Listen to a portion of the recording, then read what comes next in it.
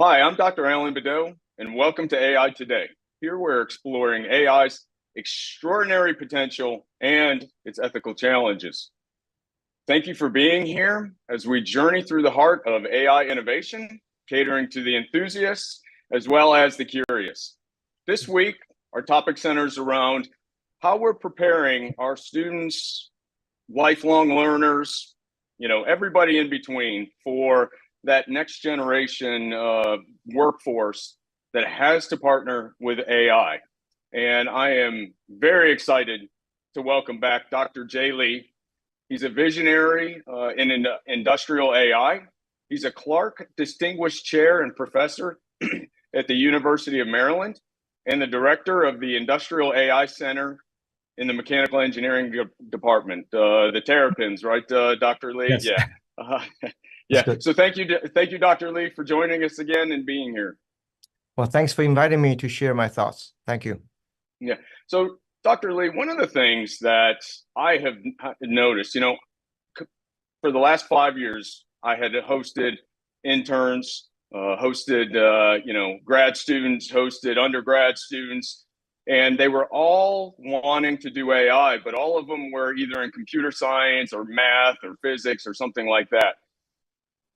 I received almost 200 applications, and I'm not doing that anymore in my private life, but over half of them were from fields like business. They were in a lot of other areas, like that. And I noticed that you teach a course called Industrial AI and learning outcomes around, and we're around teaching fundamentals, processes, how to apply them to real world situations.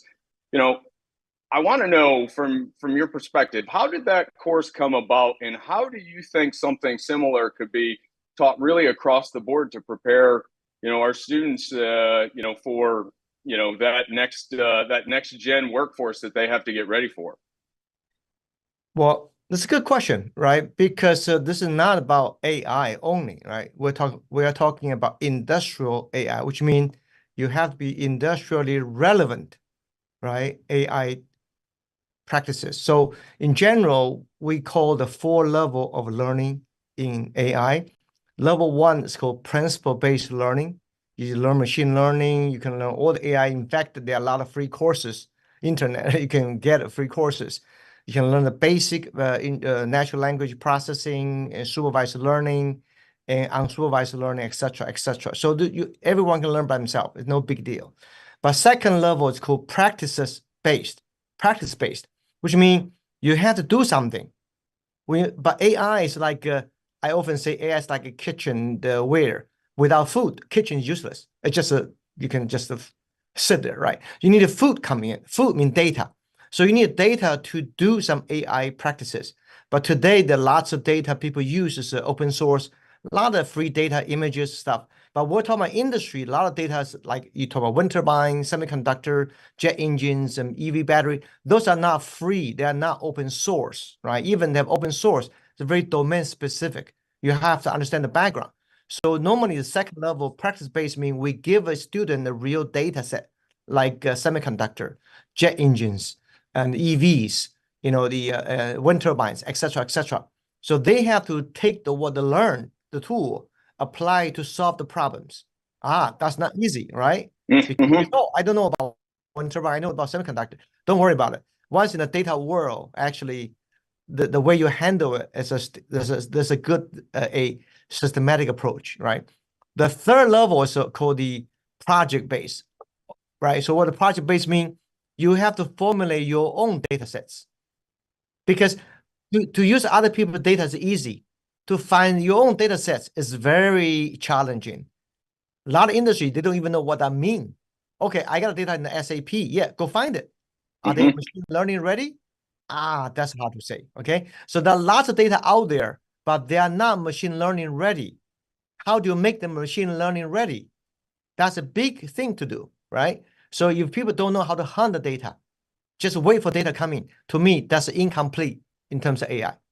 Level 4 is a professional, which means you have to be able to do 1, 2, 3 together, right? Become a black belt in AI. So that's how we define the AI learning. Level 1, principle.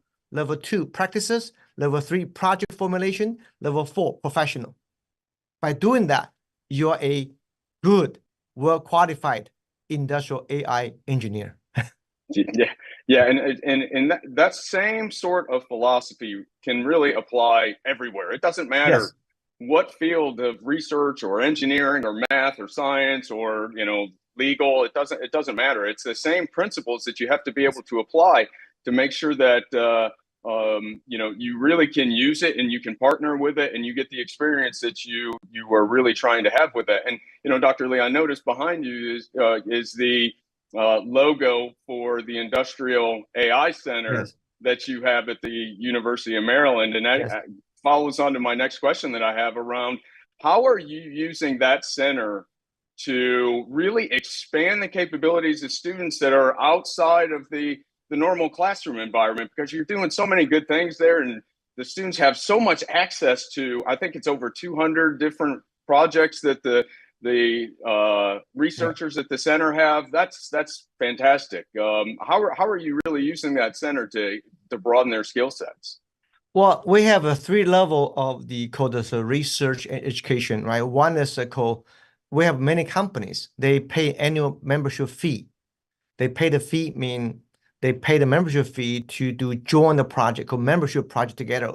In this condition, there's no negotiation, no proprietary, everybody share, okay? So you pay a membership fee, we use the money to support the common issue, common gaps, like data quality issue. How do you engineer data imbalance issue, data background missing issue? How do you use the synthetic data, etc.? Those are common across all industries. Doesn't matter you're semiconductor, even the dual use, doesn't matter DoD, okay? It's same problems. And then you have a vertical. Companies, oh, I have a company A, want to do project for company A.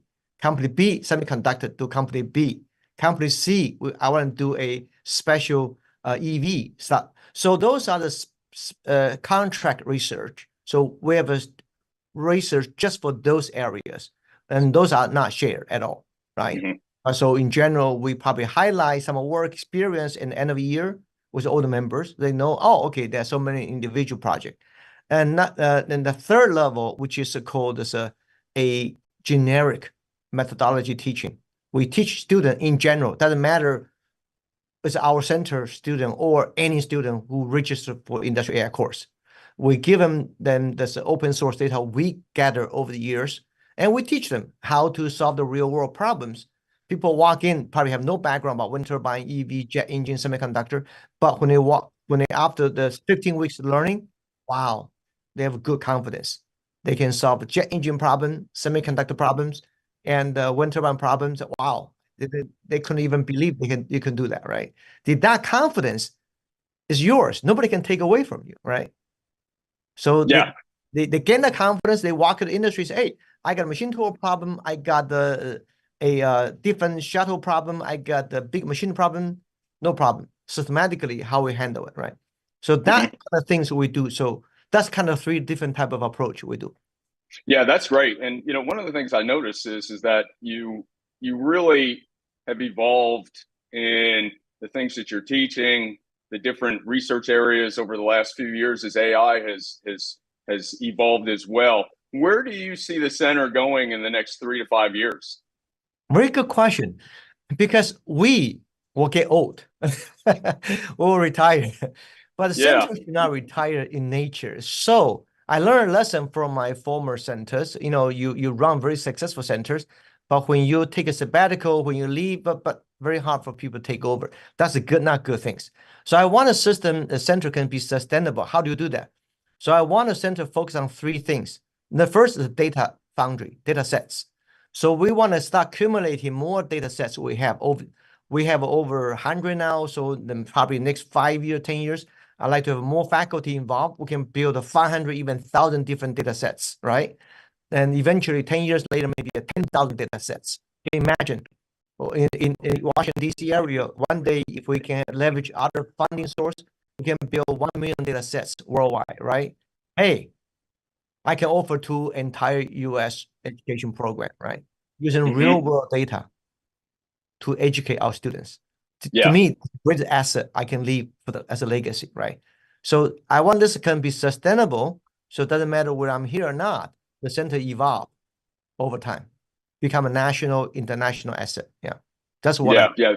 Yeah. That's fantastic. I know that you have some postdocs, some grad student openings. I encourage everybody to go look at that. If that's something that you're interested in, then please go out to their website and apply. They're taking applications now. I noticed. Yes. Dr. Lee, The how can interview. In folks? fact, this week we had a few Oh, interviews. Last week we had a few interviews. that's great. That's great. How Yeah. can folks get a hold of you? Well, I have an email address, right? I have our website. They can just find me easily from University of Maryland website. Yeah. Well, that's great. Thank you again, Dr. Lee, for being here. Appreciate it as always. I'd encourage the audience to stay with us. We'll be right back after a short commercial break.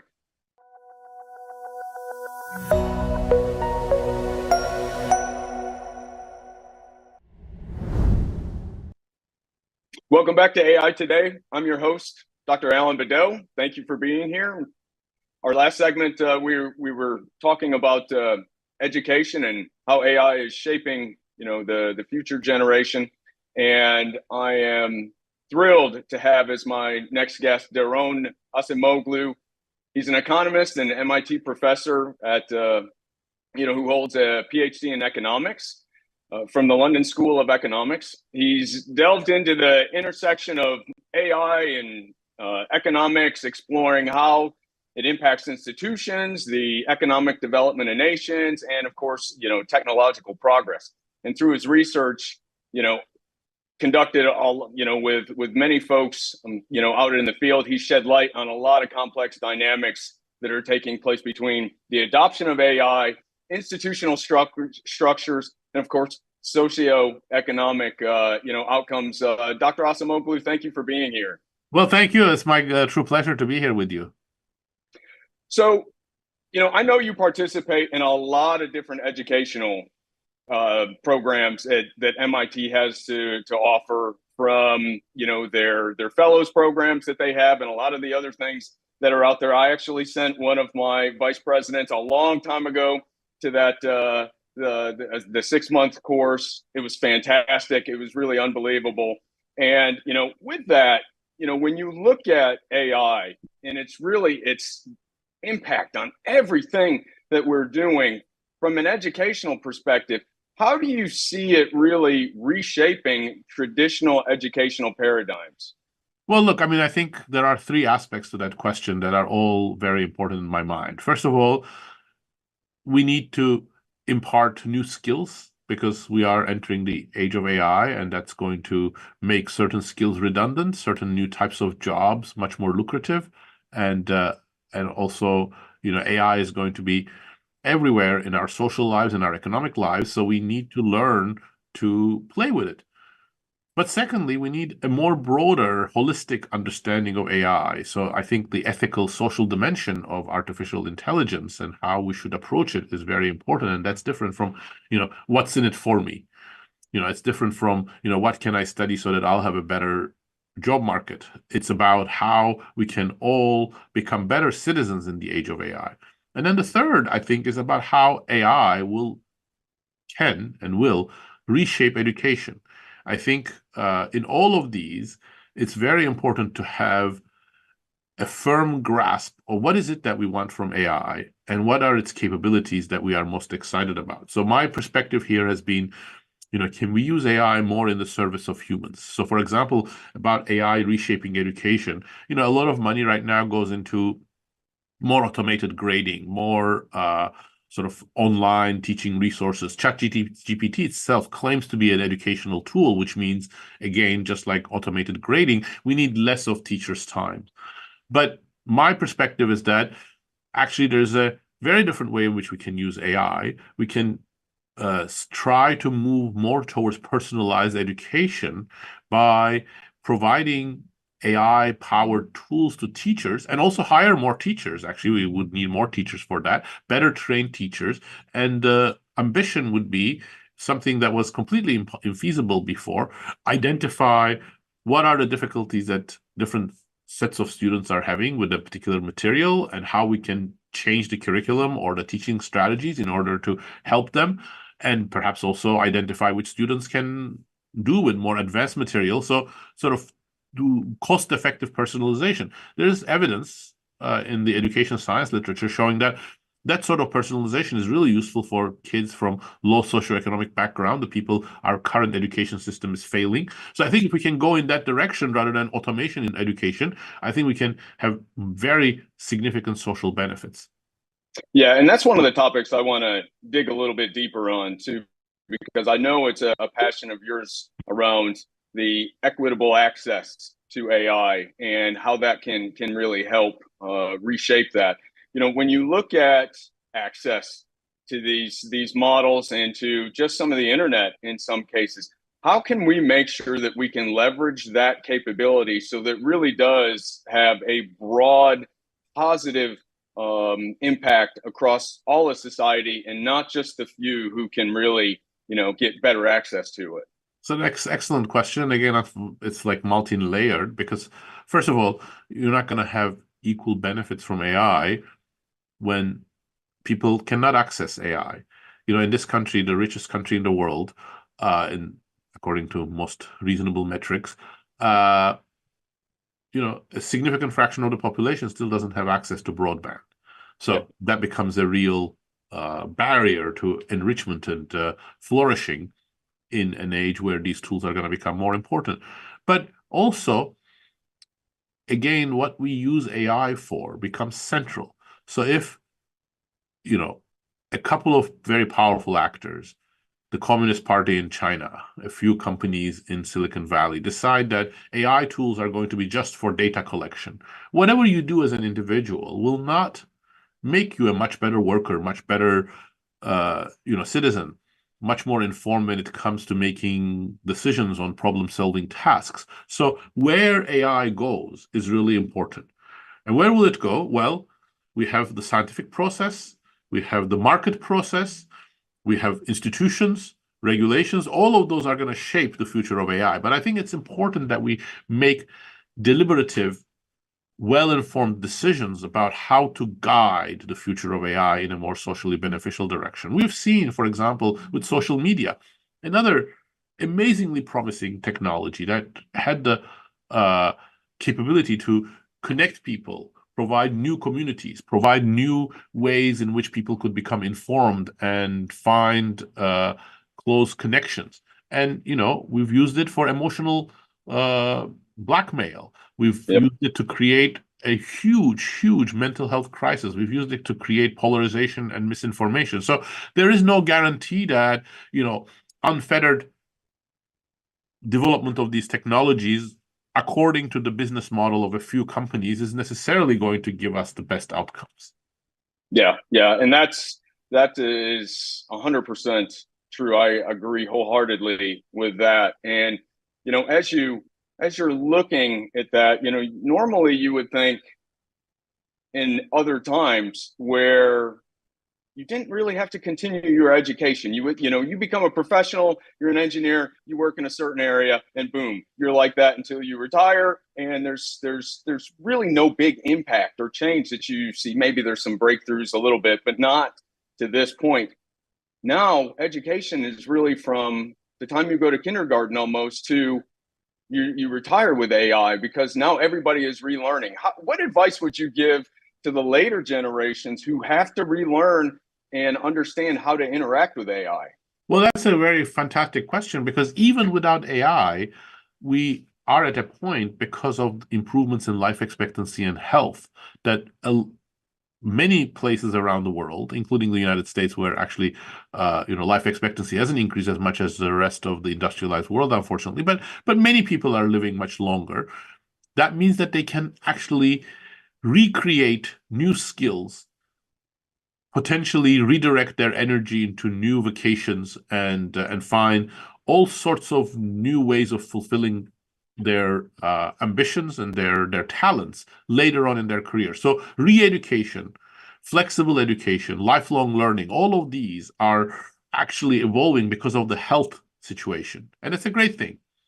But now we also have a transformative technology that can help that process if we use it right, because AI could be a training technology, and it also necessitates adjustments in our, social interactions, in our economic relations, and our learning experiences. So I think we are at the cusp of some very important decisions. And again, going back to the same theme, we don't want these decisions to be made on our behalf by other people. I think we, as active citizens and active participants in the labor market and the market process, want to be at the driving seat and decide, how we want to use these technologies. What is it that we can do with them that best suits our ambitions and talents? I think those are the right questions to ask.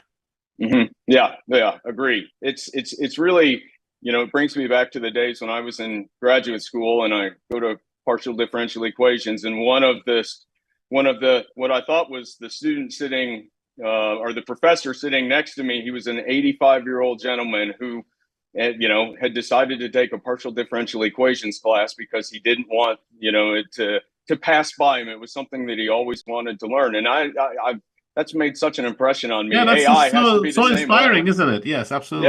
Yeah, it's fantastic.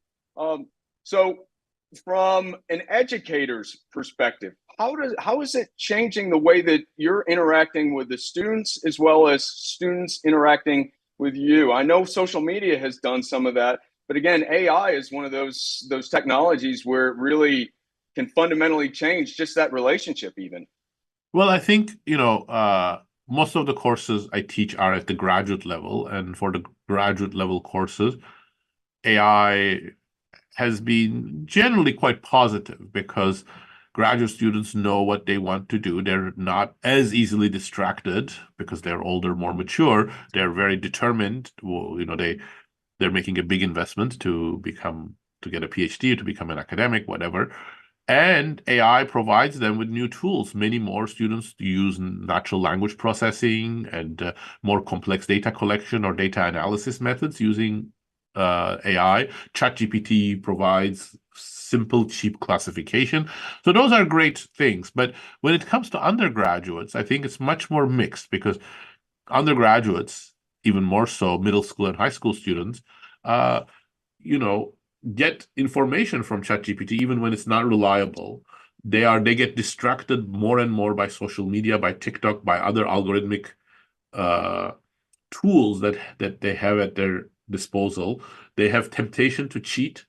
You give them a homework assignment, and even if it says don't use large language models, some of them may be tempted to do so. So it's a more complex picture that we have in front of us. I think we need to make some adjustments. And again, I think if the adjustment goes in the direction of using these tools for making teachers more productive, to improve student-teacher interaction, we will come ahead in this race. But if we let these tools sideline the teacher, that very special bond between student and teacher, that is so important because it's the human element of learning. If that gets broken, I think it's not going to be pretty. That's exactly right. The ability to have conversations with your professors, with your advisors when you're in grad school, especially, is really second to none from a relationship standpoint. And hopefully we can figure out a way that we can do better with that. Dr. Acemoglu, thank you so much for being here. How can people get a hold of you? Oh, well, my website provides my contact information. Email is best, and I'm always available to talk to people. Thank you, Alan. Yep. Thank you so much again for being here. Everybody stay with us. We'll be right back after a short commercial break.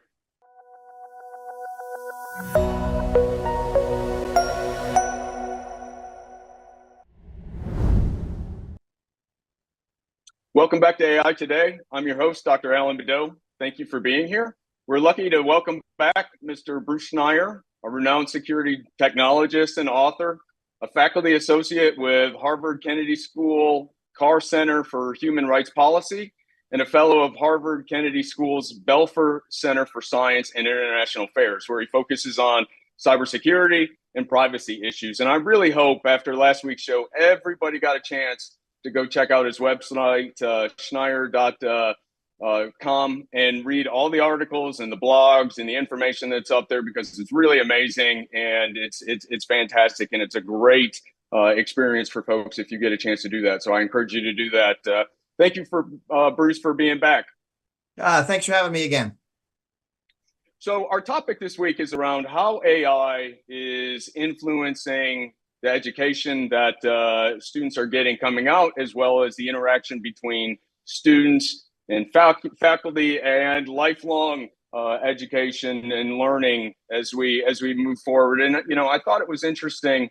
I came across something called Schneier's Law, and I thought it could be highly applicable to the future of teaching AI to folks. What are your thoughts around that? And maybe if you want to explain Schneier's Law a little bit, that would be good.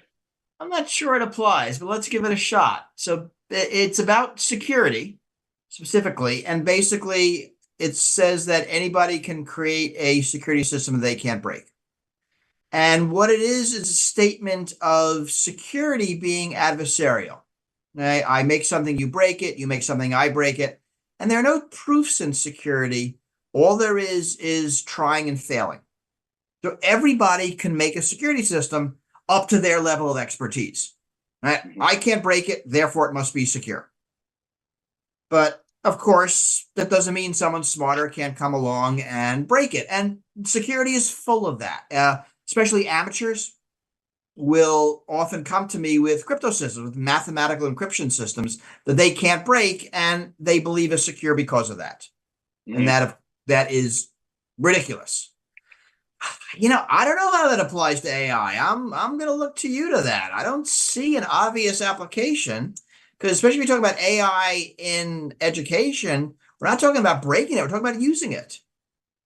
Yeah, that's very true. And what I was thinking is that, as students try to game the system, we all know that they're going to do it one way or the other. They're going to figure out a way around it. AI right, nothing to do with AI. AI. That's just the way students are. That's right. And from a tool perspective, looking at when the TI-85 calculator came out a long time ago, when, that was the latest form of technology, AI is really going to be, I think, the same way. And so from a use perspective, from a using it in the class, from teaching people how to use it, that was really what I was trying to make a correlation to. So I think you're right.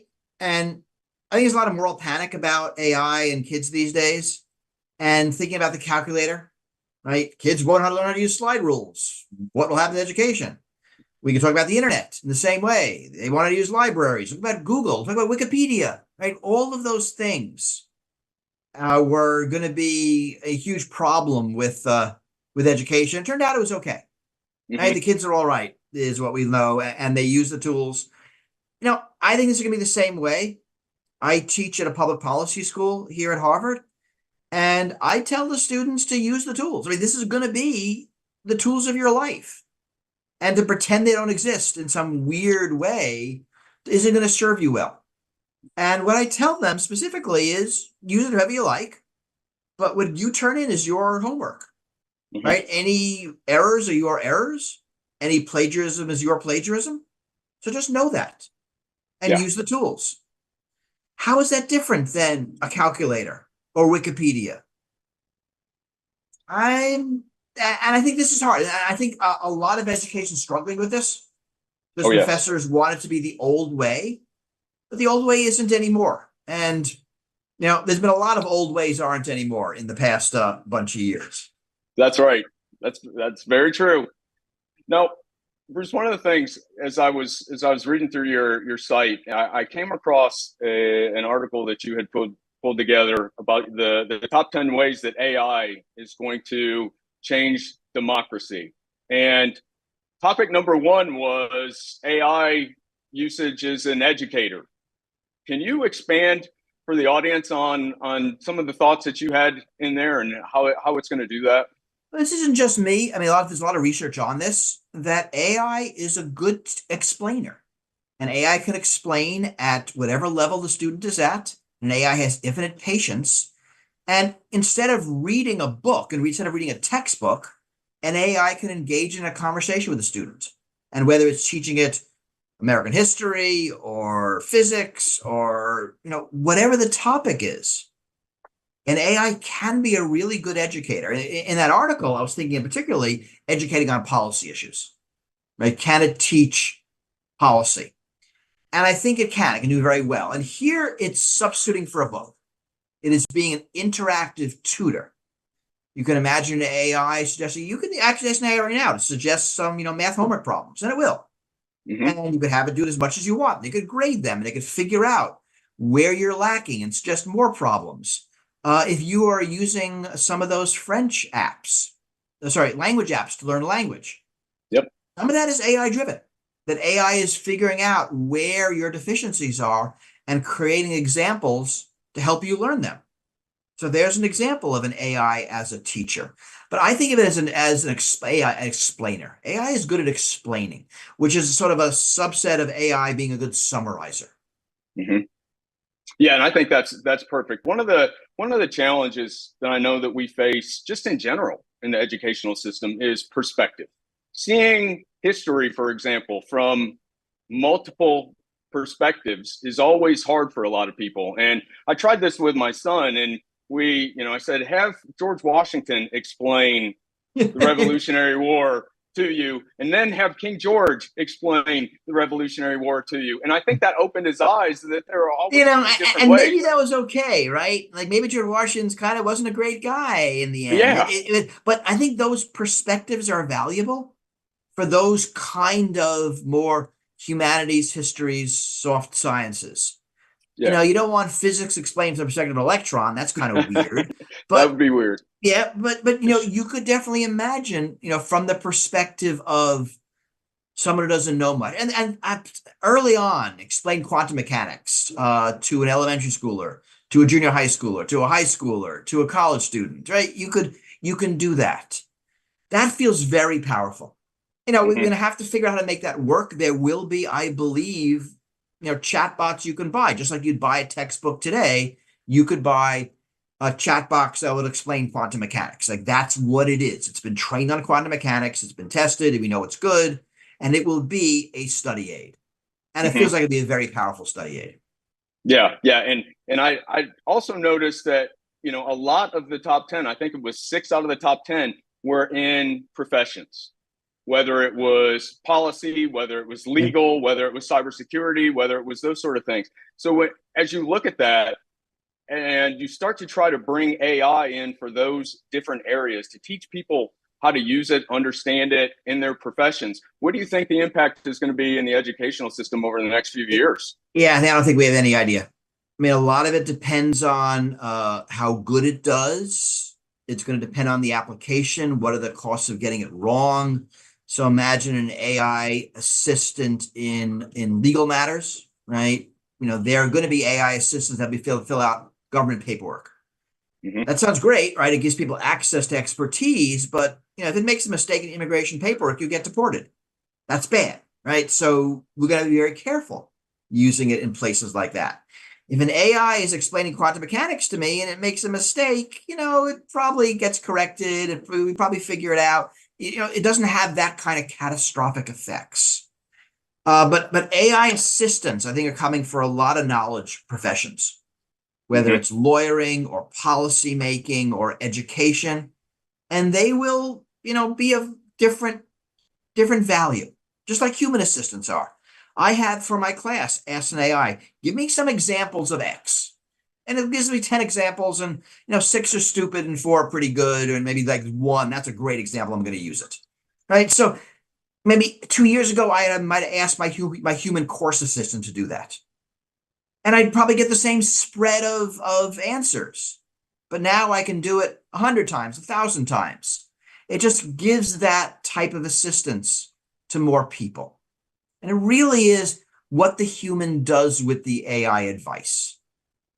Now, is it a situation like a car where the AI is driving, where the human is just a passive passenger and doesn't have any say in what the AI does? Is it something more like what I'm doing in class, where the AI is suggesting to me and I have the final say? But is there something in the middle? Is the AI, I'm going to make this up, giving medical advice, and the nurse knows some things but not other things? And then we're going to have to compare it to, what would the human do? Or maybe we're in a part of a world where there are no doctors. So the choice is not the AI versus the human. Choice is the AI versus nobody. Right? So it's going to depend a lot on where we're using these.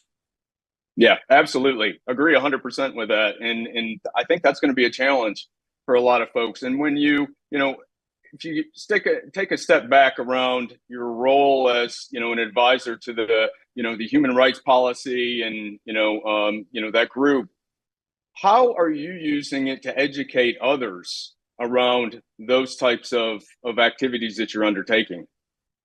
Right now I do a lot of, I think, explaining about what the technologies can and can't do. Mm-hmm. I think I spent a lot of time on what we're talking about here. Think about the use cases, right? I mean, there's AI targeting, doing targeting, Israeli targeting. Right? And where there's talk about civilian casualties based on it and Mm-hmm. how horrible that is. Now, is that the AI or is that the humans? And how bad were the humans? Should I blame the AI or should I blame the human commanders who are using the AI or the policy that's implementing the AI? Where it's often hard to blame the tech, or I think it's often misplaced to blame the tech when the true fault is going to lie with the humans that are employing it. Mm-hmm. That's going to be true if an AI is making, I don't know, college admission decisions. Right. And it's racist. It's not the AI's fault. It's the human's fault for employing a racist AI. Right. That's right. And this seems pretty obvious to me. Mm-hmm. So I think a lot of when we think about AI in all these situations, it's very, very dependent on the decisions, the cost of getting it wrong, the cost of getting it right, the alternatives. Is it a human versus AI, or is AI versus nobody? And really thinking about the artificial decision making in these circumstances. Yeah, absolutely. And I think there's a lot of things that have been going around, around the world lately, but it seems like folks have to take a step back and they've got to think about what their decision-making process is as a human without the AI before they bring in AI. Because if they can't explain the human part, putting AI on top of it's not going to make it any better. It might make it faster. It depends what better means, right? That's right. Do you want better quality decisions or you just want faster decisions? Yeah. Sometimes, the quality is mediocre and okay with that. I mean, think about social media and ads. I mean, the ads you see, a lot of them are relevant. So whatever the AI is making those decisions, it's pretty poor quality. But it's an ad. Who freaking cares? Right? It's just making them faster, and that's making Facebook more money. Mm-hmm. Yeah, absolutely. So I appreciate you being here, Bruce, again. Great talking to you. Where can people get a hold of you? Oh, I'm on Schneier.com. I'm not on social media. I'm not anybody.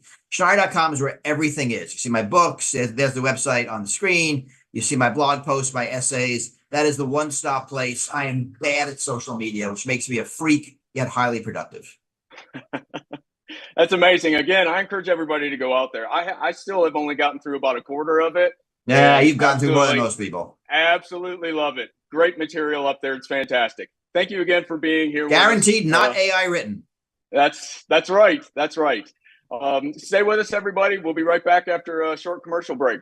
Thank you again, Bruce.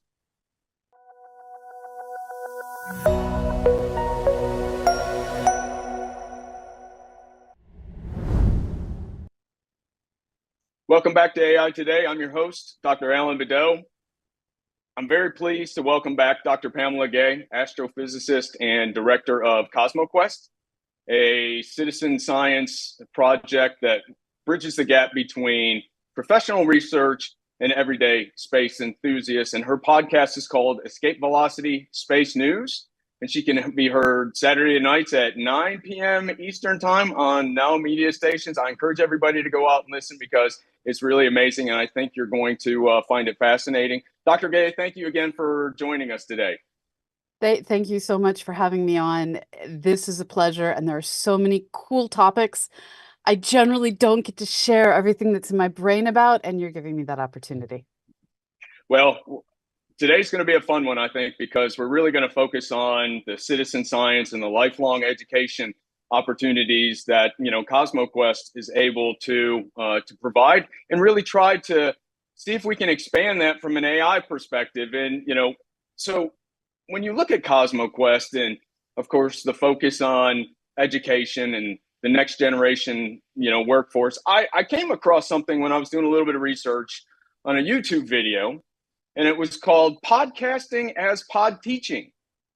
And I thought it was fantastic in how you were looking at, and it was on a Monday Night Football, I know, but it was really awesome how you're using that forum and really trying to tailor, you know, how folks are taking in information and how they're learning from that. Can you explain, you know, the podcasting as pod teaching a little bit and where that came about? So this also fits in with the idea of edutainment, where many of us are recognizing that there are folks out there who love to learn, who also need podcasts to just get them through their commutes, their morning routine, their having to exercise. There's a lot of things that we do that don't use the entirety of our brain. And through podcasting, we can take advantage of that part of your brain that's bored and leverage it to get you learning. And so what we do with all of the content I produce with Escape Velocity Space News, I also do the Astronomy Cast podcast. Everything that we're doing, we're trying to create material that is like having that one charismatic prof you had in university talking to you in your ears, teaching you the things that you want to know, but don't otherwise have a means to know, and doing it in a way that allows you to keep up with the cool stuff that's going on in all these sciences without having to get completely bogged down in the equations that are usually the first 6 weeks of any course. Yeah, and that was one of the things that I thought was really interesting. As I was listening, I would hear the score of a baseball game or something that was just, and then I thought, you know, and then I'd go right back to the material with you know, learning by 30-second videos, it seems like, in today's world, and, you know, YouTube shorts now and all those other things. How do you see that sort of, you know, entertainment, teaching, whatever we want to call it, influencing the way that folks start to learn about AI? I think we have to view it as a series of things that step by step get people, first of all, inspired to go down the rabbit hole and learn more, and then encouraged to feel that they're capable of trying this with reels, shorts, TikToks, whatever platform you choose to be on. A lot of the creatives are on all of them. And you can start looking up the content that interests you and get that 30-second bite that tells you whether or not some new thing is the hotness you want to enjoy. For me, I've lately been going down the rabbit hole figuring out what AR, VR headsets are the ones I want to invest my time in. And so once you've invested that 30 seconds, probably while you're in bed, doom scrolling before you go to sleep, you might be triggered. Oh, I want to go learn more. And then you go find the YouTube experts. Then, well, that might be a one-off video from someone who's normally talking about all sorts of different things.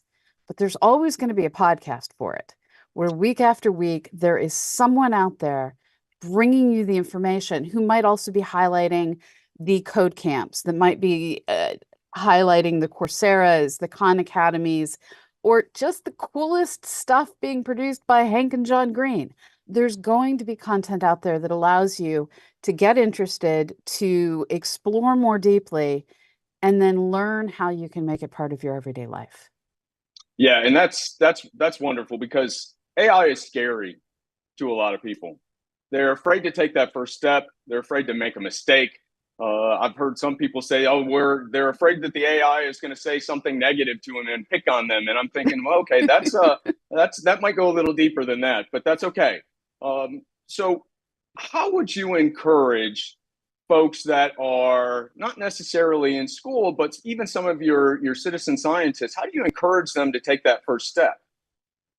A lot of it is letting them know where the things they can try that are easier located, because you don't want to send someone straight into the deep end of ChatGPT. And get them past their, this is how we get silence, which admittedly, sometimes I feel like this is how we get silence. But get them past their initial fear by pointing out, all right, so we've actually had AI, machine learning, pick what you will, in our life for decades.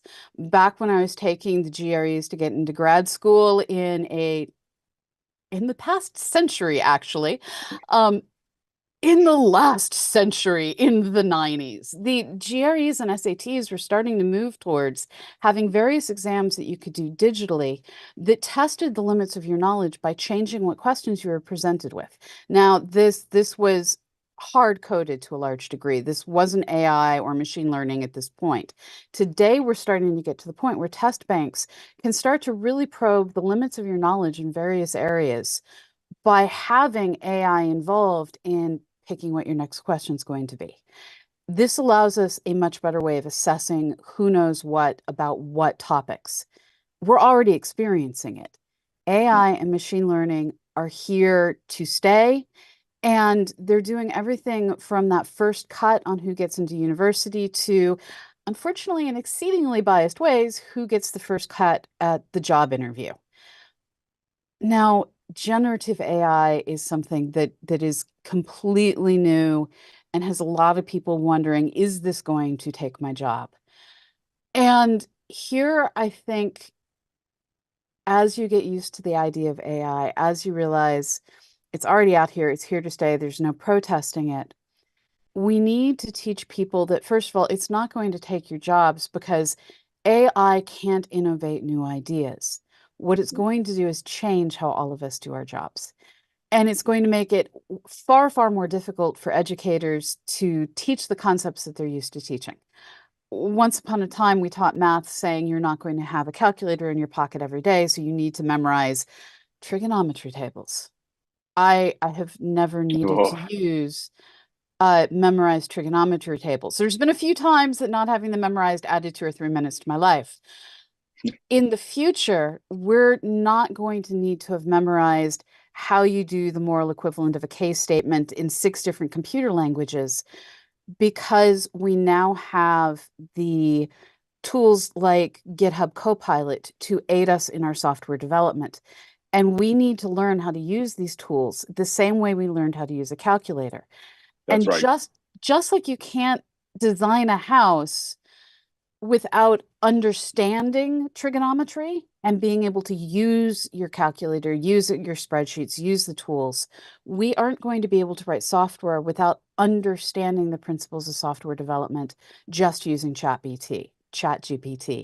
It's a tool. We need to learn to use it like a calculator and understand all the underlying concepts that cause it to hallucinate now and then.